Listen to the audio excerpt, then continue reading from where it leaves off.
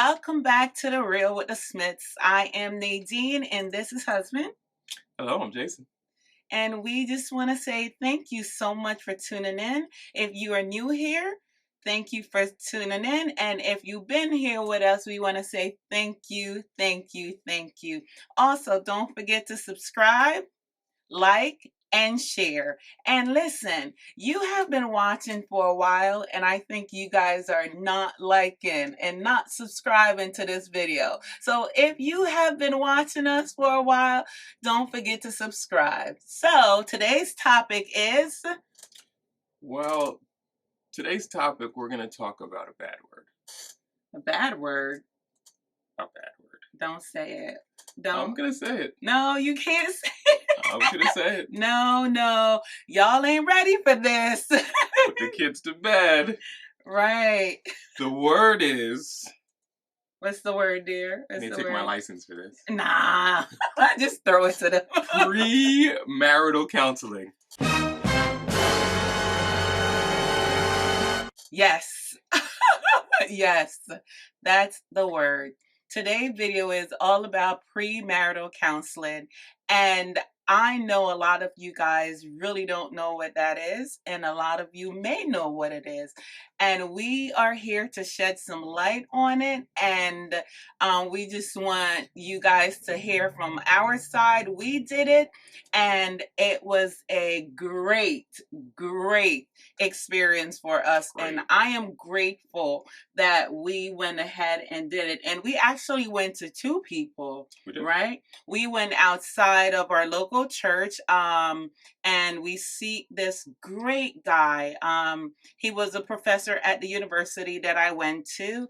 He's a pastor and he's also a counselor. Really good. A friend of mine recommended him, and we went to him, and listen, I was shocked, okay? And I'm going to tell you why.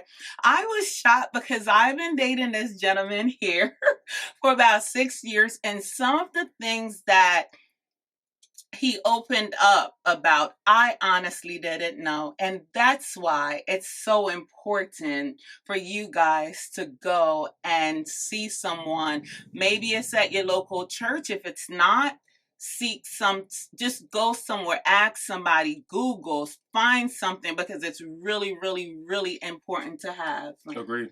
So many of you may not know, I actually have a master's in counseling. Yes. In community counseling. And you might say, well, why did you say that premarital counseling or any counseling is a bad word? Right. It's known, unfortunately, it's a known fact in the Black communities, in the minority communities, that counseling is not something that we look to, particularly as Black people, definitely as Caribbean people. Wow. And it's such a stigma that we actually talked about it in grad school. It came up a lot.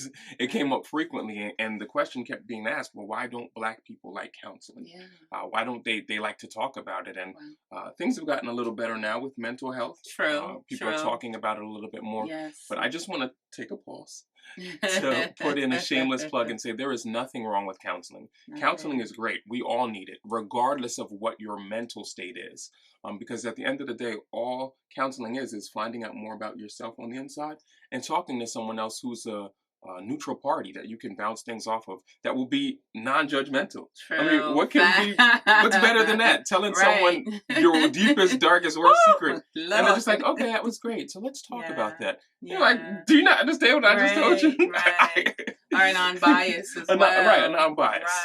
Right. And so that's why we said that it's a bad word. Obviously, it's not really a bad word. And what we want to do is help take some of that bad out of the phrase, really, shouldn't have said word. Premarital counseling and regular counseling. And later on down the line, counseling if that's needed in your marriage as well. Absolutely. So I just want to say something in case you missed what she said, because some of you women out there may miss your blessing. She did say that we were dating for roughly 6 years prior to us getting married. Yes. And I don't want you to miss that. What we got in our premarital counseling, which lasted about, 3 months? About, or maybe a little longer than that. Okay. 3-4 months. she learned more about me and I learned more about her than we did in 6 years. Yes. And guys, Yes. I know we can be a little slow.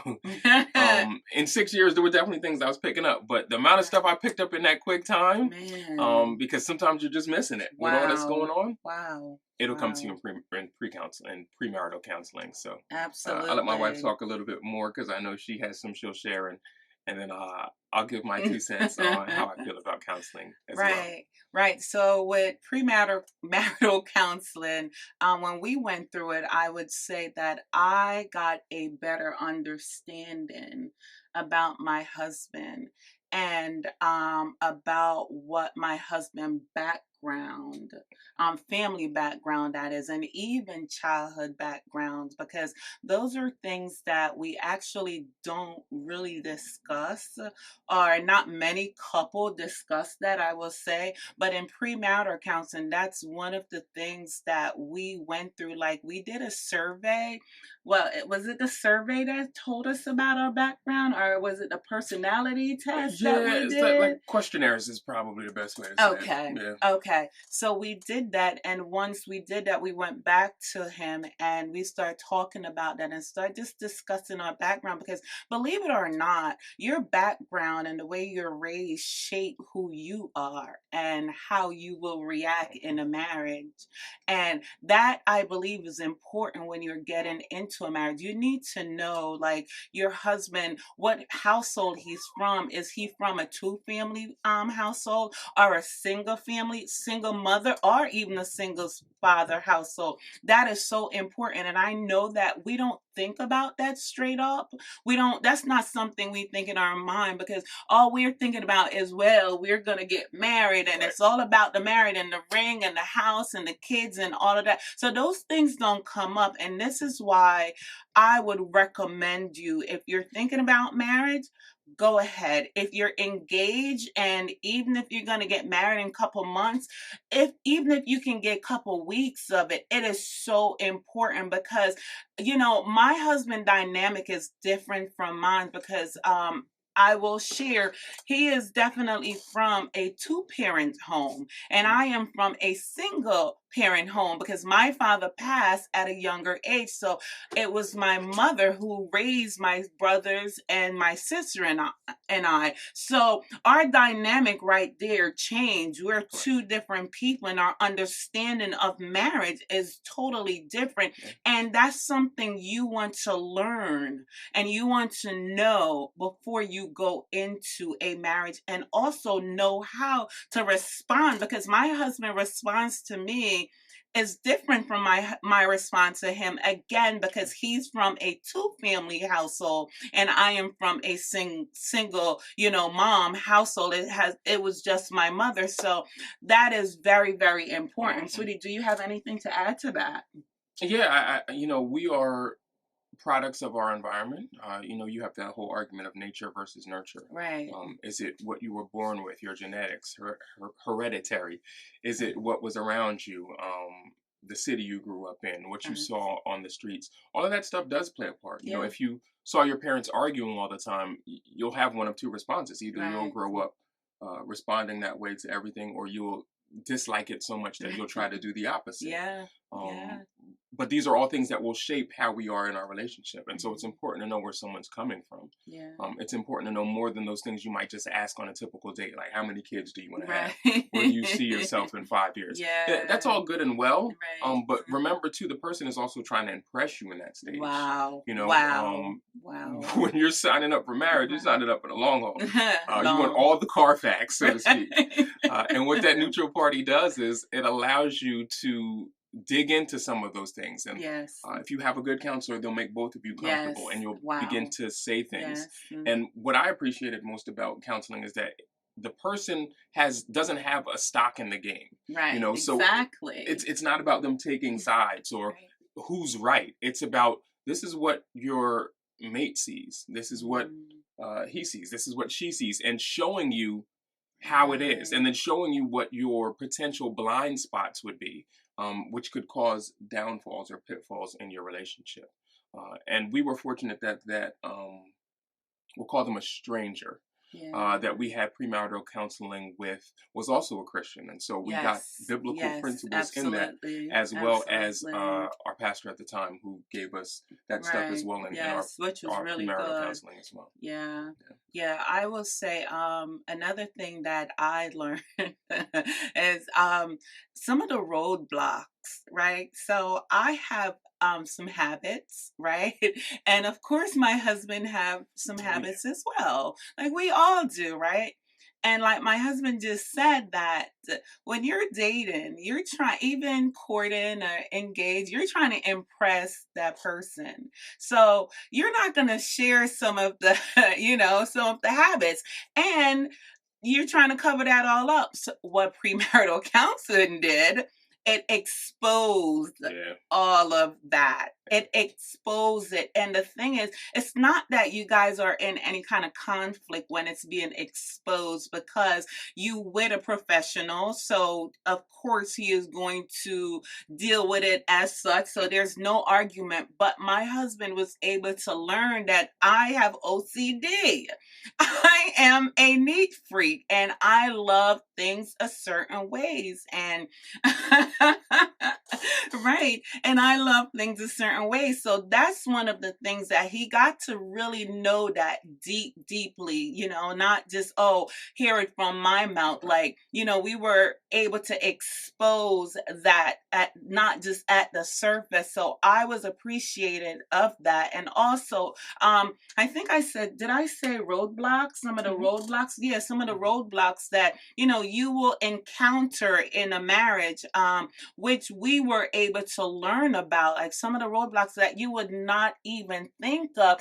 And I would say, I believe our counselor said something about the roadblocks of your family. The things that your family may have or you may experience in your family or in your home, that can be a roadblock for us. And we have to look at it and see it and not try to be like our parents, not try to walk like your parents' marriage or do everything that your parents do, but we have to be different. My marriage to Mr. Smith is my marriage to Mr. Smith, and we're going to walk that out. And it's just us, because that can be a roadblock if we think about those things and think about, my husband's parents have a great marriage. My mom was married to my dad and he passed away. I didn't experience a lot of it, but that could cause a roadblock for myself and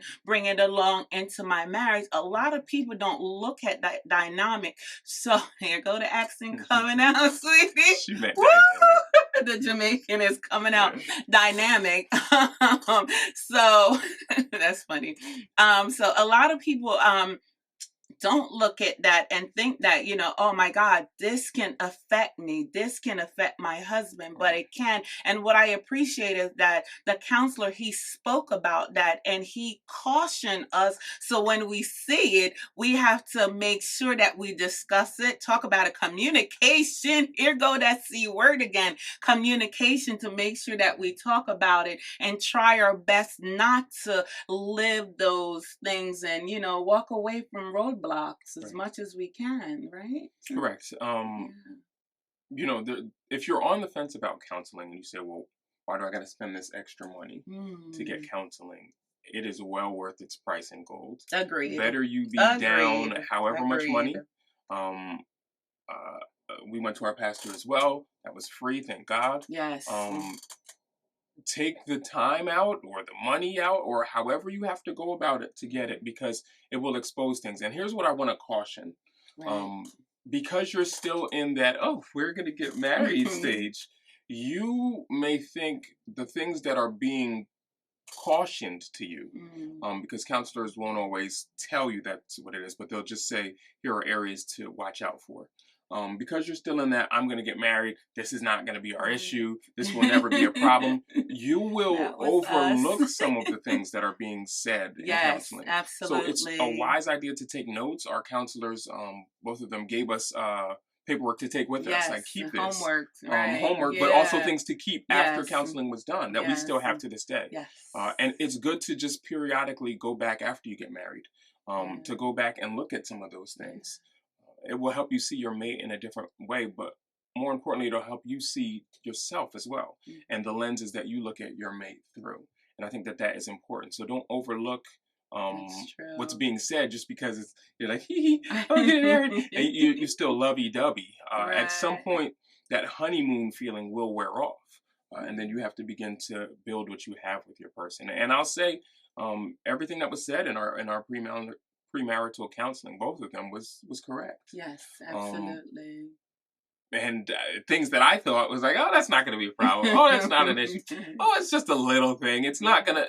Yeah, they come back. So I said, listen. Yeah, you know, while you were talking, and you mentioned our previous pastor, something that he said to this day, and I think I remind my husband of it, couple of days ago, is that when he said to me, your husband is not always going to want to do a certain thing, right? And I'm like, oh, it's okay. And he said, what would you do? And I'm like, it's fine.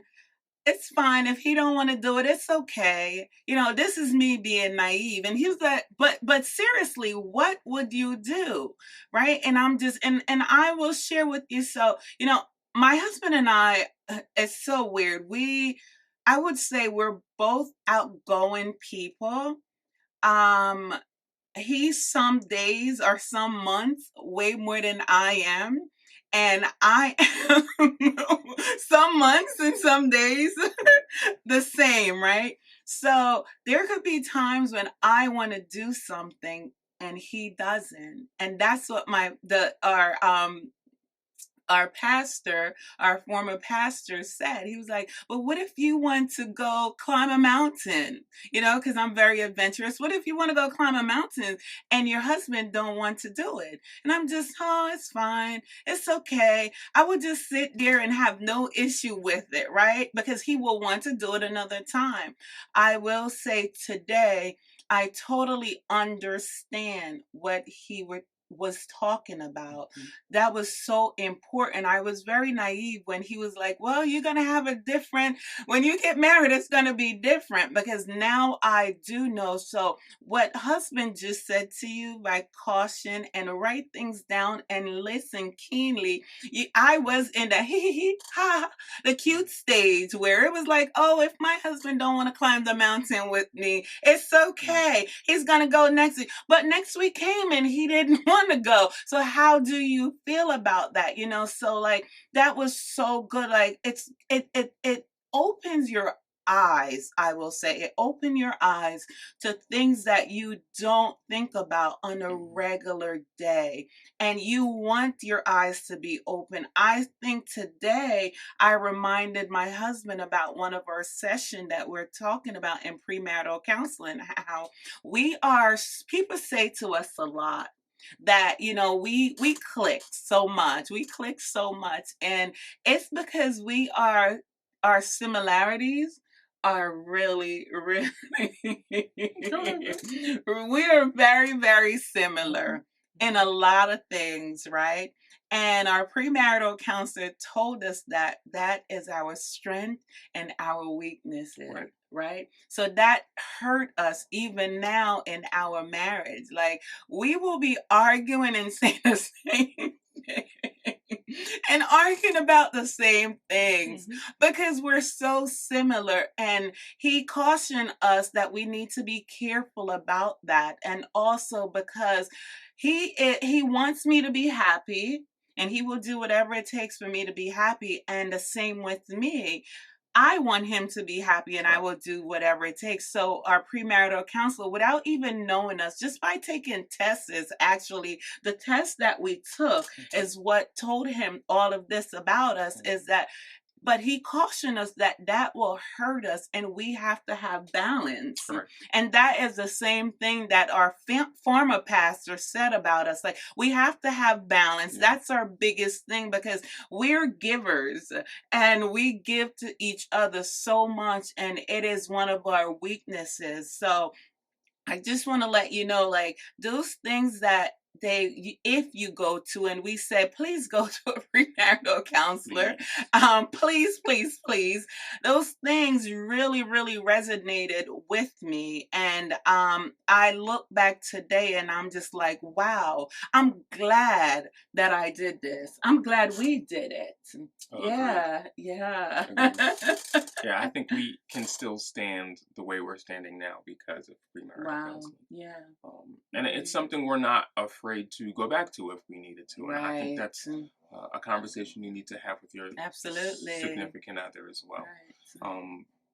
Because just like a car, things can run good for a long time, and maybe every now and then it just needs a tune-up. There's nothing really wrong with the car. It might just need an oil change, a very simple fix. Right. It just might need a mirror to be turned, or something small. And sometimes with marriage, that's what it is. And you need that mechanic who specializes in that to just turn that for you. And one of the other things that I just want to say, or the last thing I'll say about premarital counseling, and then I'll be done with my portion, is the greatest thing about premarital counseling is the wealth of knowledge of the person that you're getting it from.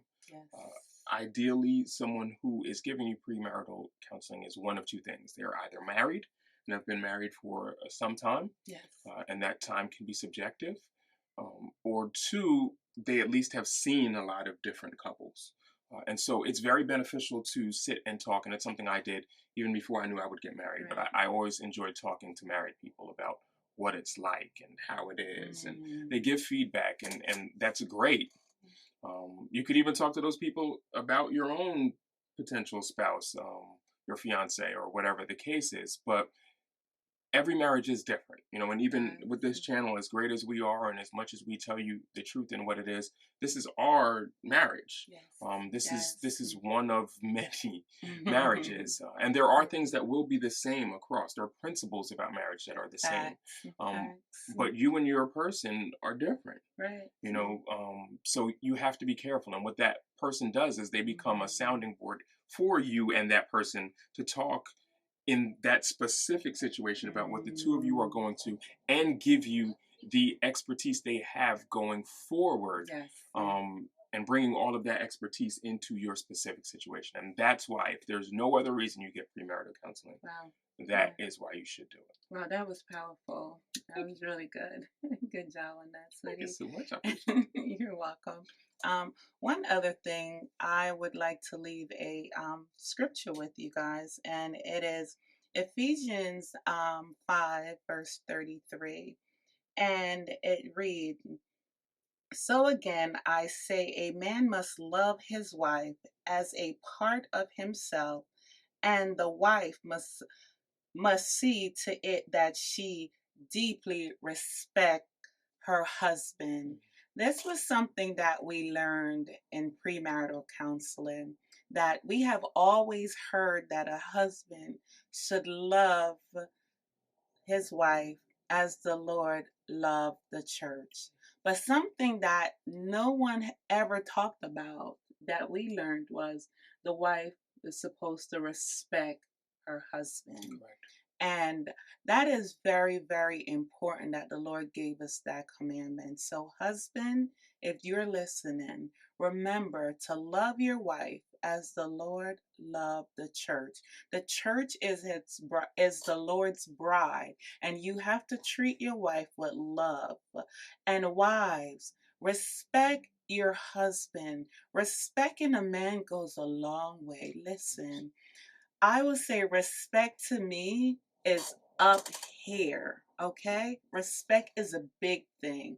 And you have to truly respect your husband, respect his ideas, respect his dreams, and respect him and push him. And that is what we are here for. And that's what the Word of God commanded us to do as wives, is to respect our husband. Don't talk about him to your friends. Don't talk down to him. Try your best to live the biblical principles in your marriage as much as possible. So I just wanted to leave that with you guys. God bless you. Thank you for listening to us. We love you. And what you have. That's it. All I have to say is make sure you like. Yes. Comment if you desire. But most of all, subscribe. All right. Yes. And share. Tell somebody else. This is good information. This wasn't Yeah. around when we were around. Right. We were fortunate to have the people in our lives and in our Yes. corner that we had, Yes. and we're Yes. still going as we go. And just a Yes. shout out to our friends who are Mhm. married, who we Yes. relax with and have a good time. Shout out to each of Yeah. one of you too, because you're great sounding boards for us, and we Yeah. get to see things from other Yeah. people's perspective, Yeah, and we appreciate that true. as well. True. Yeah. Shout out to all you guys. We love you. Thank you for the comments. And please continue to comment. If you like this, say something. Say hi or something. We just want to say God bless you and Okay, thank you so much. Take care. bye.